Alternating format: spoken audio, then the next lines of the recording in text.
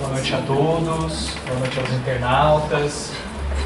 Mais uma vez na casa de Schuttel, pedimos o amparo, a proteção do Mestre Jesus, para que a gente possa fazer as reflexões necessárias na noite de hoje, trazendo não só a nossa mente, a nossa consciência, mais conhecimento, mas sobretudo a oportunidade de refazimento das nossas almas, serenando os nossos corações, compreendendo melhor os valores imortais que Jesus nos trouxe há mais de 2000 anos. Bom, estamos na terceira aula do estudo no livro, no Mundo Maior, né? Vou fazer a pergunta mais uma vez essa semana. Quem leu o capítulo 1, levanta a mão.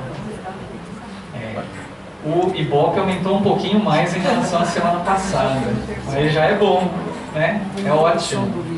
Isso mostra que a nossa insistência... Você deve continuar nos concluindo. Pois é, não é? Mas que isso, né, faça parte aí do nosso programa semanal de estudos, né? Bom, então estamos na terceira aula, sendo que, como nós comentamos lá no início do nosso estudo, as aulas esse ano, dado ao fato de que os capítulos são muito densos, muito ricos, e para que a gente não atropele, né, cada capítulo, a gente optou por estudar cada capítulo em 2 aulas. Assim dá para que nós façamos reflexões, possamos trazer aí as nossas dúvidas, né, para serem sanadas. Então estamos na segunda parte do capítulo 1, cujo título é Entre os Dois Planos. Vamos fazer um breve resumo, né, para a gente recapitular então o que nós comentamos em breve tempo. Bom, nós vimos então que este capítulo trata basicamente, dentro do contexto onde ele se insere, né, do encontro, do estágio, vamos colocar entre aspas, que André Luiz faz junto aos instrutores Calderaro e Eusébio. Então, André Luiz se coloca à disposição, dado a oportunidade que ele tinha e dado ao fato de que uma parte da equipe que prestava assistência espiritual tinha então se dirigido para outras tarefas. Ele aproveita então essa oportunidade e segue com o assistente Calderaro e com o instrutor Eusébio nessas tarefas, né, de assistência espiritual e outras coisas que nós vamos ver a seguir. Inicialmente, esse local, esse ponto de encontro, que inicialmente nós citamos na aula anterior, ele se passa num local bucólico, num local, né, próximo aí junto à crosta terrestre, na verdade, onde há aí uma palestra, uma exposição do instrutor Eusébio, e quem participa desse encontro são encarnados que durante o sono físico desprendem-se parcialmente do corpo físico, né, o seu corpo espiritual, e se deslocam a esse local, sendo que são pessoas, são espíritos encarnados de diversas correntes espiritualistas e que estão ali naquele momento para tirar um proveito daquele momento e ter novos conhecimentos, fazerem novas reflexões.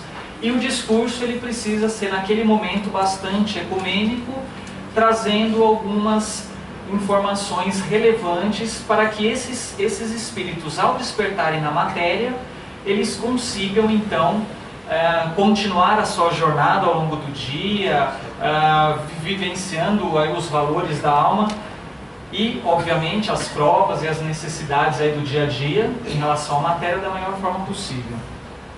Só que não são eles somente que estão por lá, também os recém-desencarnados, né?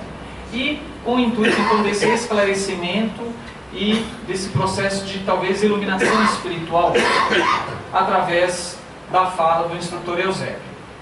Na aula anterior também nós tratamos de assuntos relacionados ao sono físico, a sua importância e as consequências, e não vou me estender aqui porque nós já dedicamos um bom tempo a isso.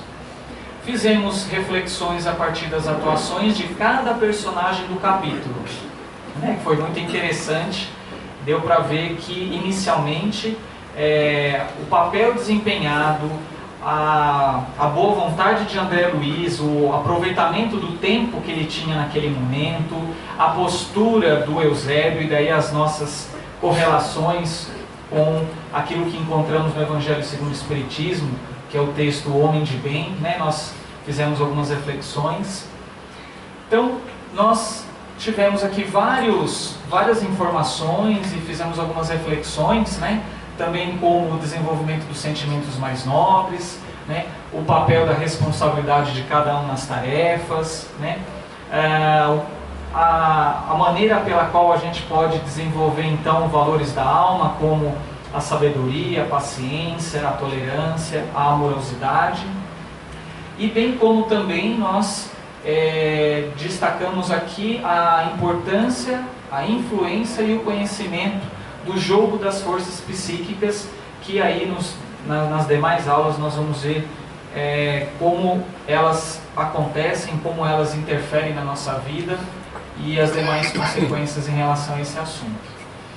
Bom, nós também já citamos algumas coisas aqui, então só para recordar que o perfil daqueles que assistiam à preleção, então havia naquele local 1.200 pessoas, 80% de aprendizes do templo espiritualista, né, boa parte nutriam fervorosa vontade de servir no plano divino, elevado potencial de virtudes, né, de forma a exemplificarem na vida terrena, na vida encarnatória, a boa vontade. Então, aqueles que para lá se dirigiam eram pessoas que tinham esses valores em si, que procuravam e buscavam esse conhecimento maior e, obviamente, também o desenvolvimento de suas virtudes.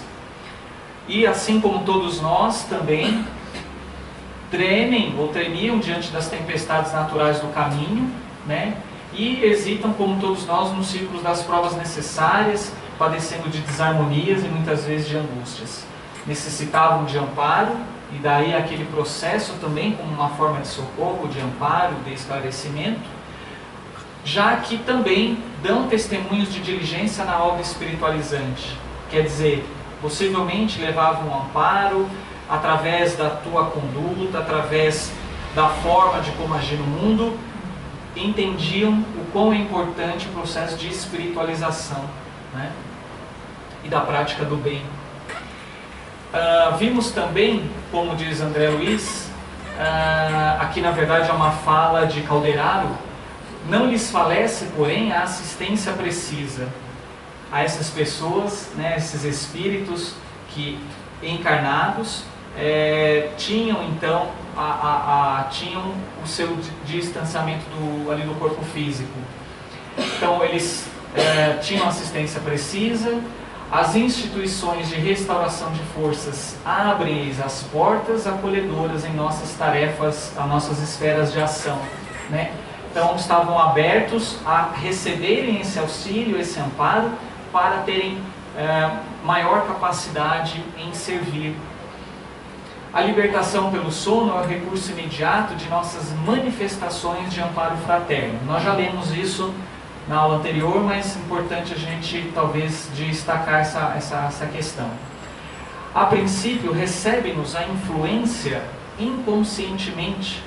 Em seguida, porém, fortalecem a mente devagarinho, como todo processo de aprendizado, gravando-nos o concurso na memória, apresentando ideias, alvitres, sugestões, pareceres e inspirações beneficentes e salvadoras, através de recordações imprecisas, né? Então veja quanta coisa nós podemos aproveitar durante o sono físico.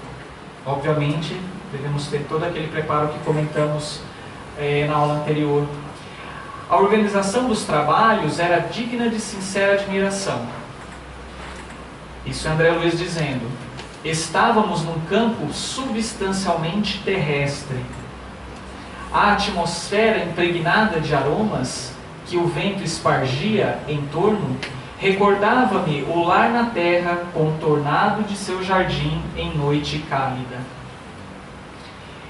E aí uma reflexão que André Luiz faz: que teria eu realizado no mundo físico se recebesse em outro tempo aquela bendita oportunidade de iluminação?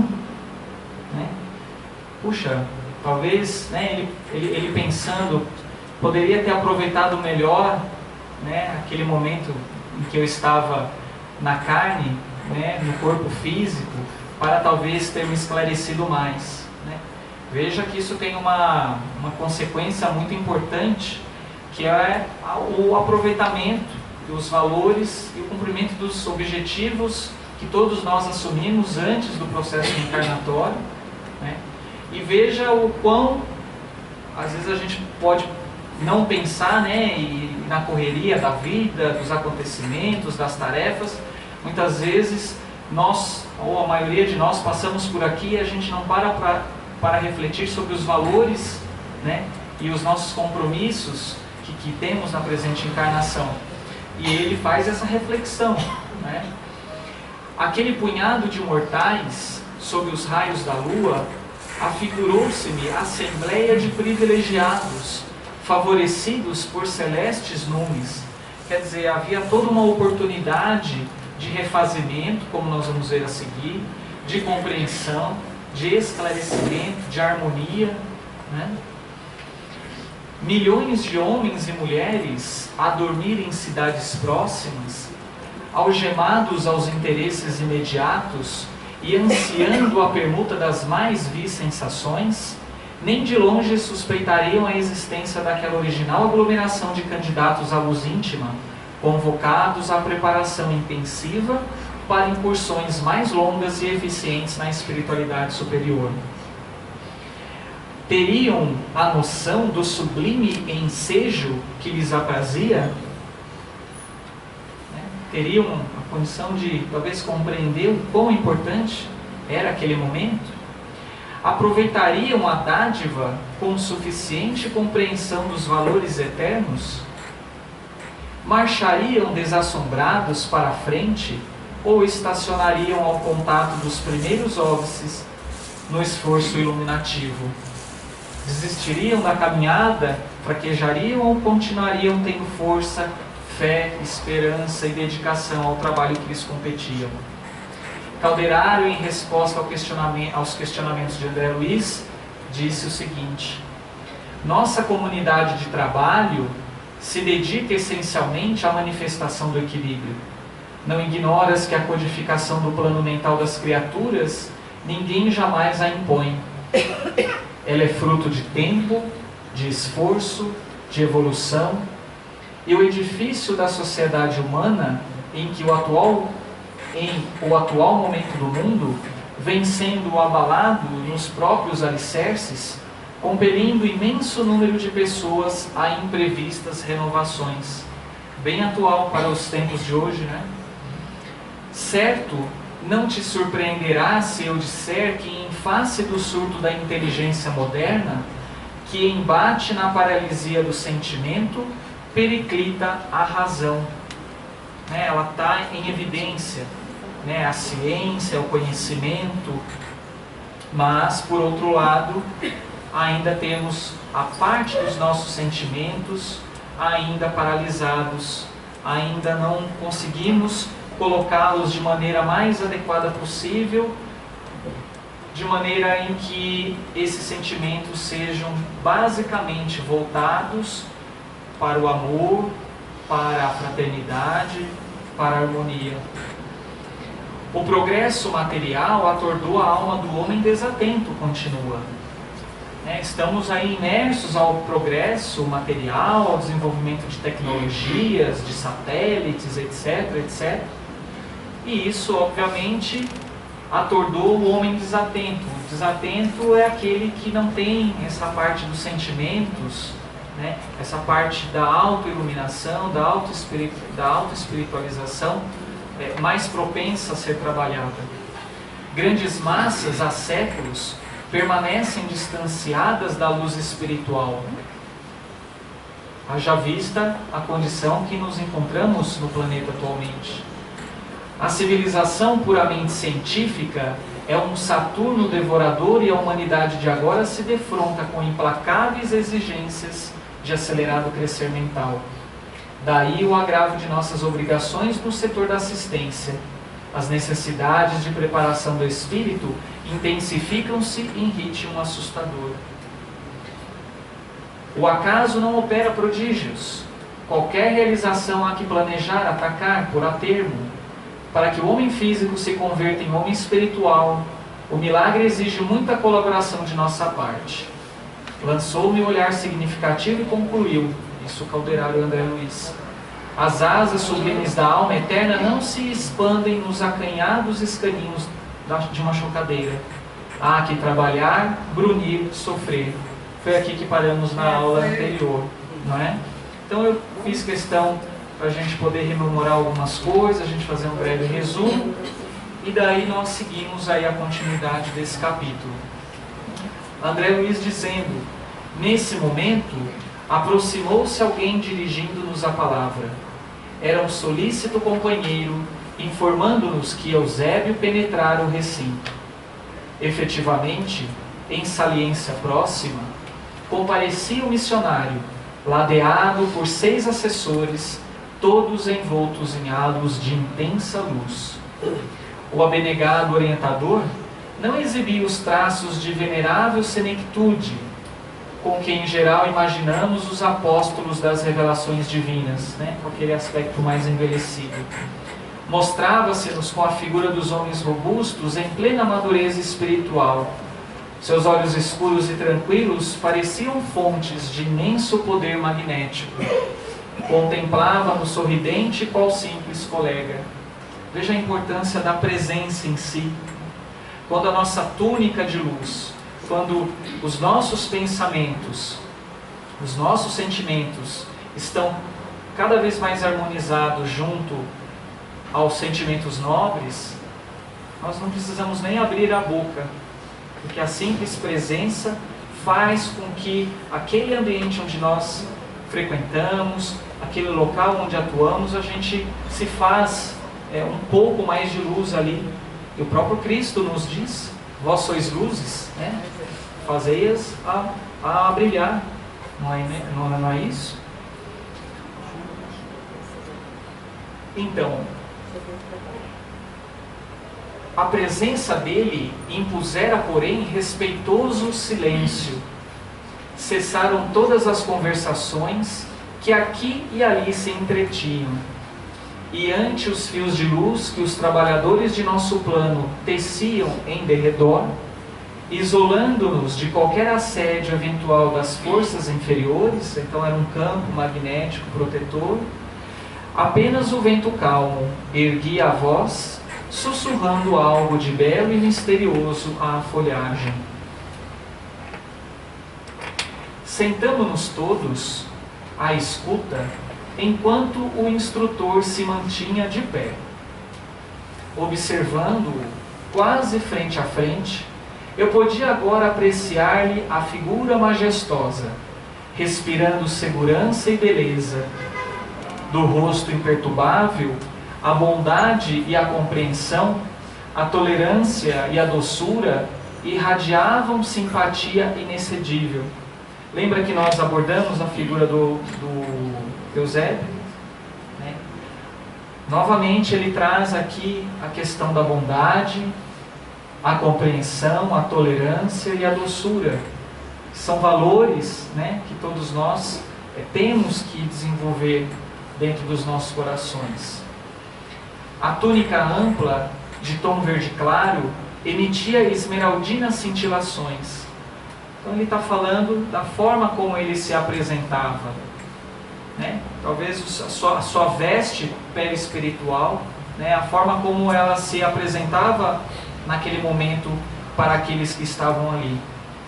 Aquela vigorosa personalidade infundia veneração e carinho, confiança e paz. Consolidada a quietude no ambiente, elevou a destra para o alto e orou com inflexão comovedora. É a prece de Eusébio. Senhor da vida, Abençoa-nos o propósito de penetrar o caminho da luz. Somos teus filhos, ainda escravos de círculos restritos, mas a sede do infinito dilacera-nos os véus do ser. Herdeiros da imortalidade, buscamos-te as fontes eternas, esperando confiantes em tua misericórdia. De nós mesmos, Senhor, nada podemos. Sem ti, somos frondes decepadas. Que o fogo da experiência tortura ou transforma. Unidos, no entanto, ao teu amor, somos condicionadores gloriosos de tua criação interminável. Somos alguns milhares neste campo terrestre, e antes de tudo, louvamos-te a grandeza, que não nos oprime a pequenez. Dilata-nos a percepção diante da vida, abre-nos os olhos, enevoados pelo sono da ilusão, para que divisemos tua glória sem fim. Desperta-nos docemente o ouvido, a fim de percebermos o cântico de tua sublime eternidade. Abençoa as sementes de sabedoria que os teus mensageiros esparziram no campo de nossas almas. Fecunda-nos o solo interior, para que os divinos germens não pereçam. Sabemos, Pai, que o suor do trabalho e a lágrima da redenção constituem adubo generoso, a floração de nossas sementeiras. Todavia, sem tua bênção, o suor elanguece e a lágrima desespera. Sem tua mão compassiva, os vermes das paixões e as tempestades de nossos vícios podem arruinar-nos a lavoura incipiente. Acorda-nos, Senhor da vida, para a luz das oportunidades presentes, para que os atritos da luta não as inutilizem. Guia-nos os pés para o supremo bem. Reveste-nos o coração com a tua serenidade paternal, robustecendo-nos a resistência. Poderoso Senhor, ampara-nos a fragilidade, corrige-nos os erros, esclarece-nos a ignorância, acolhe-nos em teu amoroso regaço. Cumpram-se, Pai amado, os teus desígnios soberanos, agora e sempre, assim seja. Essa é a prece do instrutor Eusébio, extremamente tocante, né? Fiz questão de lê-la por completo, mas agora eu queria que a gente fizesse algumas reflexões sobre ela, porque tem muitas coisas aqui para a gente refletir. Pode. Eu me emocionei muito ao ouvir esse trecho que você expôs e me veio à mente a leitura do capítulo feita hoje, mais uma vez em casa, mas ao som de um CD, que é a gravação do nosso programa Diálogos Médicos com a doutora Marilene e Marco Antônio, durante 20 anos. E eu completava 10 anos, estamos completando agora 10 anos, junto do Marco. E esse livro foi por nós estudado em 2010 e causou realmente um grande impacto em todos nós. E eu anotava muita coisa que a Marlene falava. E uma das coisas que está aqui anotada é que eu vou levar para falar para a nossa turma. Marlene comentou esse trecho junto com o Marco e ela disse: há necessidade do trabalho profícuo. Devemos pedir força para o trabalho, pois que a espiritualidade com certeza virá ao nosso encontro. Ela disse isso e o Marco, nesse trecho, foram os dois que falaram, e o Marco disse, como nós já sabemos, né, André Luiz nos coloca também, não há prece sem resposta, não há oração sem respostas, trazendo a força para a continuidade das nossas tarefas. Deveremos então sempre recorrer à oração, mas que é necessário o investimento no trabalho, e não basta só o estudo, mas que nós devemos confiar muito na espiritualidade que nos assiste, porque realmente eles não negam a ajuda que pedimos e necessitamos. Sim, com certeza. É o pedir e obtereis, não é? Pois é extremamente importante, e acho que quando nós nos reunimos para um estudo, quando nós temos essa oportunidade, né, várias questões são trabalhadas junto a nós, né? Com certeza, a cada instante, né, vem um sentimento, vem uma reflexão, e é esse clima muitas vezes de harmonia, de reflexão, de harmonia, a semelhança como eles se reuniam ou se reuniram naquele local, da mesma forma nós fazemos aqui, né? É como se fosse um sono desperto, né? Quer dizer, estamos bem aqui na vigília, né? Não precisamos estar aí dormindo, mas fazemos isso aqui de corpo presente. Estamos querendo estar lá, né? Estamos vibrando e querendo estar nessa assembleia. Pois é, mas aqui também é como se fosse, obviamente, a gente sendo, né, intuído, né, e trazendo essas reflexões. Agora, queria fazer algumas reflexões com vocês nos seguintes aspectos. Veja que aqui, né, ele começa a prece dizendo, né, abençoa-nos o propósito de penetrar o caminho da luz. Quando nós estamos adentrando, quando estamos abraçando o nosso propósito, quando começamos a colocá-lo em prática, é natural que advenham as adversidades. É natural que as resistências, os bloqueios, isso mexe com os nossos sentimentos. A gente começa a questionar e começa a, muitas vezes, até ter que renunciar a determinadas coisas, determinadas tarefas em prol daquele trabalho, daquele estudo. E aí é isso que faz a gente, muitas vezes, dar um salto quântico em termos de consciência e em termos de renovação dos nossos sentimentos. Então, precisamos, né, sempre meditarmos sobre o nosso propósito aqui, né, para que a gente possa penetrar o caminho da luz interior, da nossa casa interna. Somos filhos de Deus, ainda escravos nos círculos restritos, ainda apegados à questão da materialidade, ao orgulho, à vaidade, aos interesses outros, né, que todos nós trazemos, não só dessa vida, mas de outras, e que estão muito arraigados ainda dentro de nós. Mas à medida em que vamos penetrando o caminho da luz, vamos nos livrando de sentimentos, de concepções, de ideias que nos escravizam.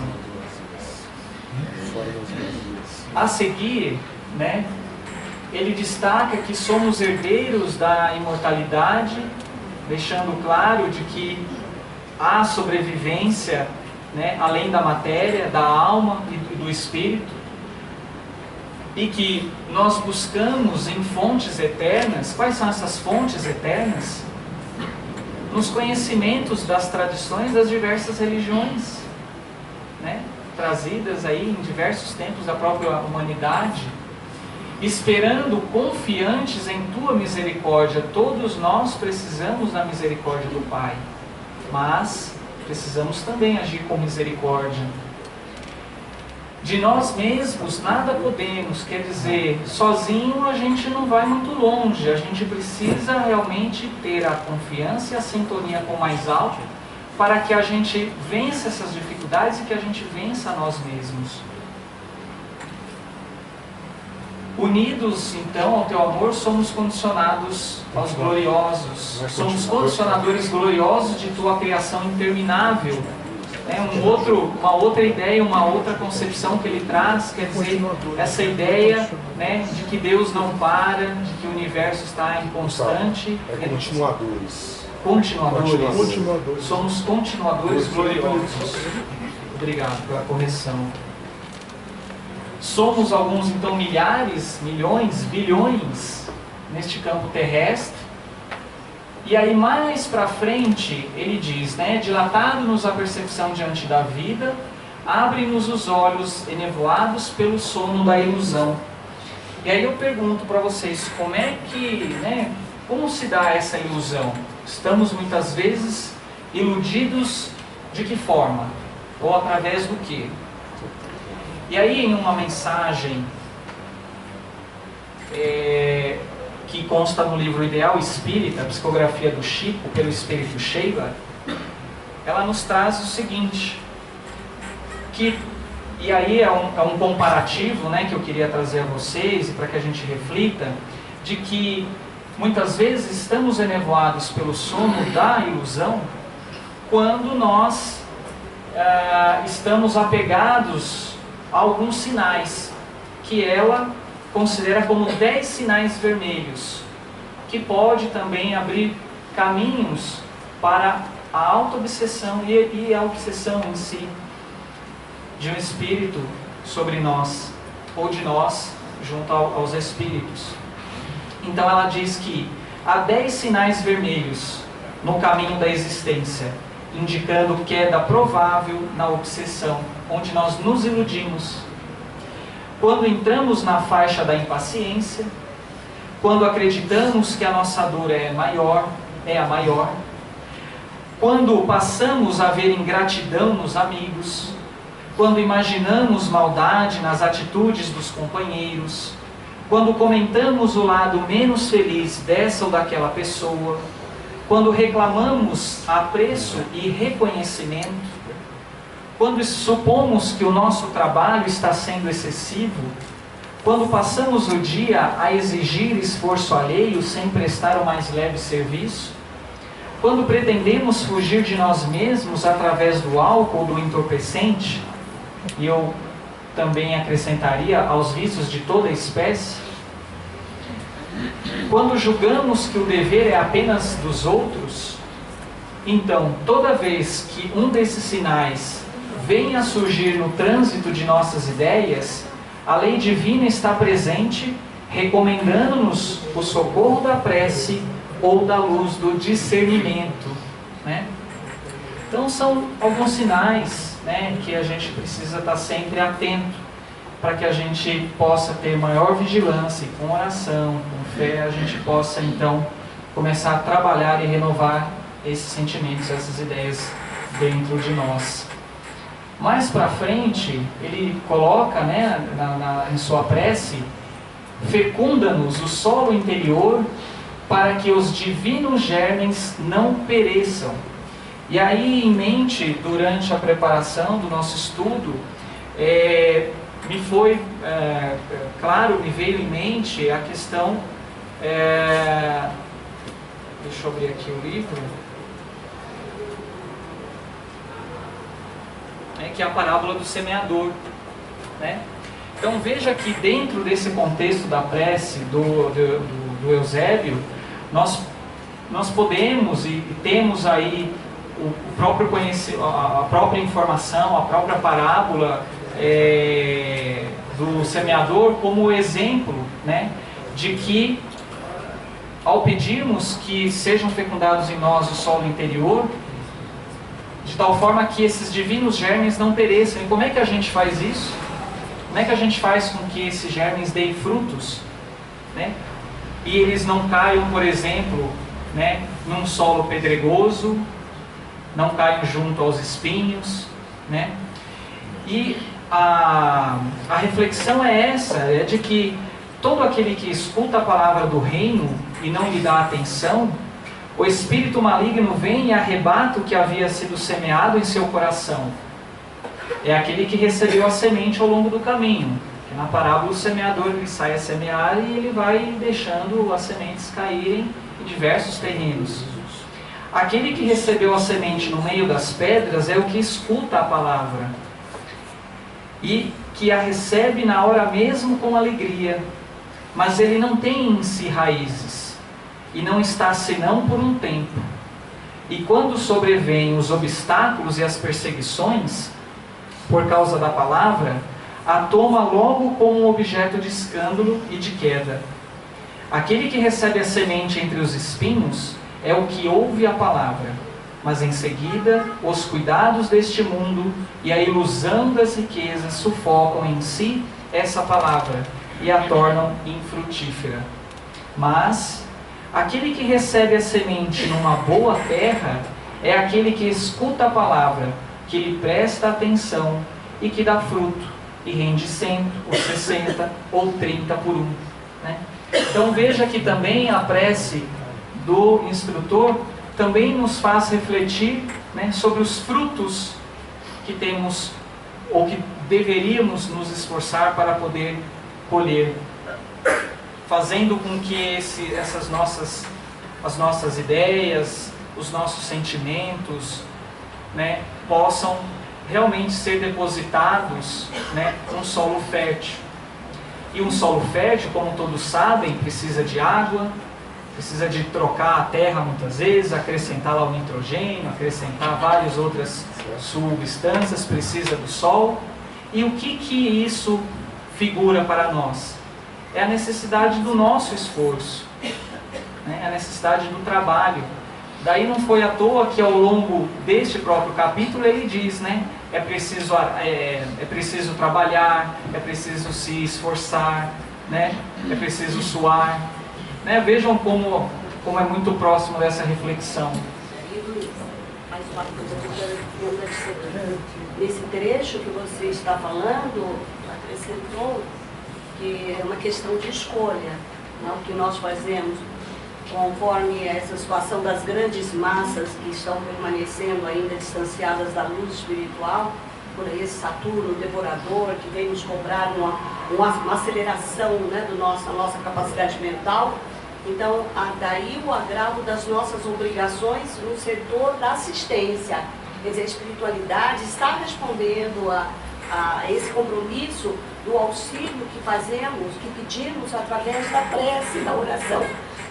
Porque ele diz, o acaso não opera prodígios, e qualquer realização há que planejar, atacar, por a termo, para que o homem físico se converta em homem espiritual.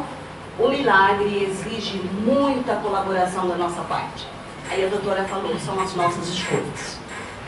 É o nosso livre-arbítrio, né? Em questão. E aí essas reflexões ao longo da prece, né?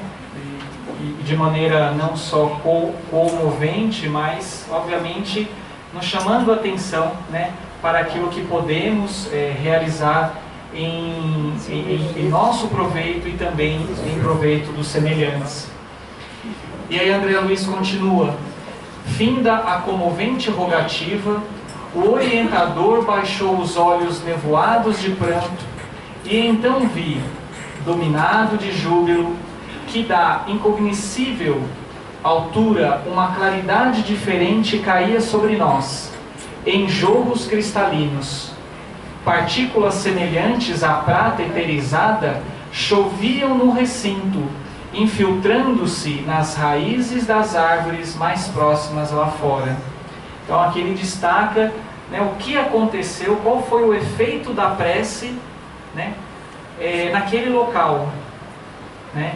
Então quando nós, dentro da casa espírita e quando dentro do próprio Evangelho, quando a gente começa a estudar a importância da prece, da oração, da realização do Evangelho no lar, da importância do preparo para o sono físico, da importância da prece quando nós iniciamos o nosso dia, quando, né, realizamos as nossas atividades, é para que a gente possa criar, isso é físico, isso não é só uma questão de fé que a gente só coloca meio que lá em cima, sabe? Mas é uma questão física.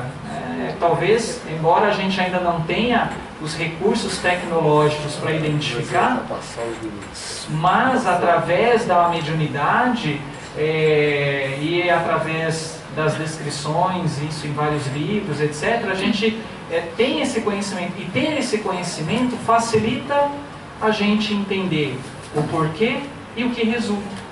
Né? Então fica muito mais fácil para a gente agir de uma maneira diferente. Luiz, me permite aí uma colocação? Eu gostaria de fazer um adendo. Que veja, nós tivemos aqui uma prece, não é uma prece decorada, é uma prece espontânea. Então, vamos colocar na nossa cabeça que nós não precisamos ficar aqui, puxa, eu tenho que decorar o Pai Nosso, tenho que decorar aquela prece, aquela. Não, é o coração que tem que falar. Porque se ele fala, eu tenho uma historinha que eu conto para todos há muito tempo. Vocês estão cansados de ouvir. Aquele indivíduo no interior, muito assim, ele era cauteloso, tinha vergonha, ele ia para a igreja, chegava lá, abria a porta assim, oi Jesus, eu sou o Zé, e ia embora. Vinha do sítio para a cidade, mas muito cuidado, Jesus, eu sou o Zé. Morreu o Zé, está aí andando na espiritualidade, ô Zé, ele olhou para trás, eu sou Jesus. E nós, com as nossas preces decoradas, será que Jesus vai nos receber? Tomemos esse exemplo, é o coração que tem que falar, meus amigos.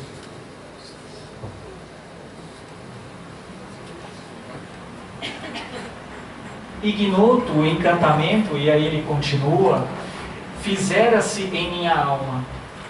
Ao contato dos eflúvios divinos, reparei que minhas forças gradualmente serenavam em receptividade maravilhosa. Veja o processo de harmonização, processo de serenidade que a prece nos auxilia. Em torno pairavam as mesmas notas de alegria e de beleza, pois a calma e a ventura transpareciam de todos os rostos voltados estáticos para o instrutor, em redor do qual se mostravam mais intensas as ondas de luz celeste. Sublime felicidade inundava-me todo o ser. Veja que aquele momento, com a espontaneidade, como Maida colocou, através da prece, o sentimento, junto às palavras, a energia, a intencionalidade, daquilo que vamos fazer, orar, pedir, agradecer, o quanto isso é importante, a ponto de ser banhos de energias renovadoras, calmantes. Meus olhos foram impotentes para conter as lágrimas felizes que as formosas cintilações me destilavam das fontes ocultas do Espírito. E, antes que o nobre mentor retomasse a palavra, agradeci em silêncio a resposta do céu, reconhecendo na prece, mais uma vez, não só a manifestação da reverência religiosa, senão também o recurso de acesso aos inesgotáveis mananciais do divino poder. Aí eu fico imaginando todos aqueles seres, encarnados ou desencarnados, ali presentes, que eles provavelmente da mesma forma tiveram, talvez alguns, não todos, mas essa mesma impressão de tranquilidade, de serenidade, de ligação com o mais alto, porque no nosso dia a dia nós somos constantemente bombardeados ou estimulados para que a gente faça 1000 coisas no dia a dia. É uma tarefa que você tem manualmente a fazer, ou no computador, ou no telefone, ou etc, cuidar do filho, etc. E aí, na verdade, a gente não para, na verdade, para ter um momento onde a gente faz uma prática de autocuidado, que é a prece, de uma leitura. E veja o quanto esse recurso a gente pode utilizar a qualquer momento. Então, que a gente possa, cada vez mais, nos conscientizarmos da importância da prece e tê-la como um recurso fundamental nas nossas vidas.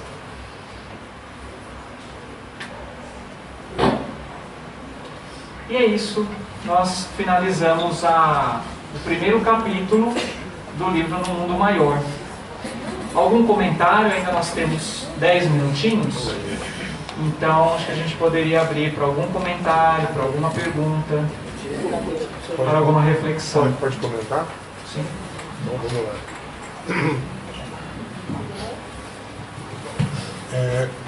A única que eu acho essa prece belíssima. Eu fico muito emocionado. Teve uma época que eu não tinha esse livro, tá explicado?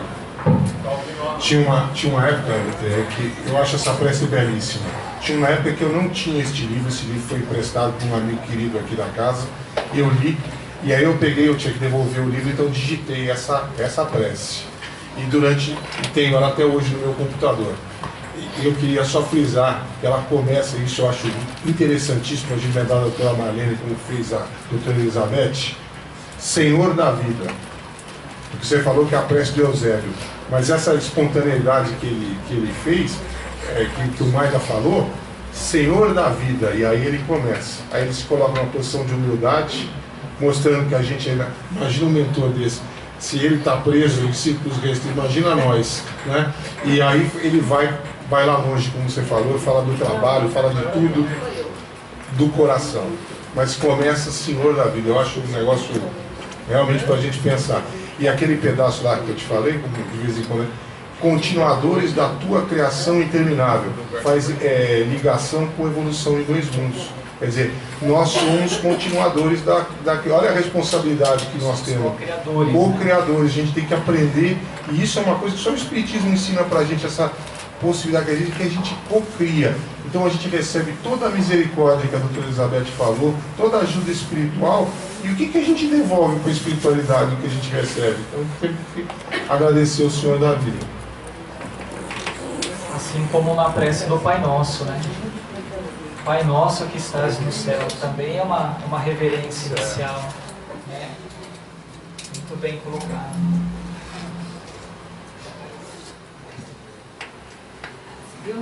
Eu queria fazer uma sugestão, a prece da admiração pela existência, porque cada um de nós, a cada dia, passa pela imagem divina, projetada em toda a criação, e é particular a cada um. Então, o reconhecimento e o fascínio pela criação talvez seja uma das preces mais únicas de cada um de nós. Cada um de nós caminha por um caminho, por uma rua, passa por um lugar, e reconhecer, não é, a criação e a admiração, um fascínio, talvez seja uma prece muito autêntica de cada alma a cada dia.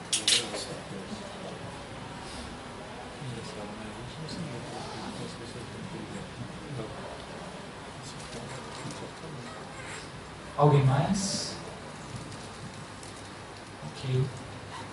Acho que isso que você colocou é muito importante, porque muitas vezes a gente acha que também somente através desses momentos é que a gente vai se ligar com o mais alto, e que nesse momento muitas vezes todos os nossos problemas vão se resolver, ou todos os nossos pedidos serão atendidos. Na verdade, tudo tem o seu tempo, tudo tem a sua hora. Mas essa postura ativa, porque eu considero isso como uma postura ativa e atuante na vida, de que a cada instante é você reconhecer no outro, nos acontecimentos, na natureza, mesmo diante de acontecimentos não muito felizes, mas também uma oportunidade de se reconhecer como filho de Deus, de se reconhecer como também co-criador, onde através do nosso pensamento, da nossa maneira de agir com ética, com respeito, com amorosidade, nós vamos conseguir transformar o nosso meio, né? Então isso também, para os momentos que nós vivenciamos no país e no mundo, também isso é importante, para que a gente não se coloque diante do desespero, da desesperança, da falta de fé, né? Mas que a gente sabe que mesmo diante de todas essas tribulações, há um Deus bom, há um Deus justo, ciente, né, consciente de tudo, e que com certeza não nos desamparará, né? Acho que é isso mesmo. Muito bem. Algum recado, Maida?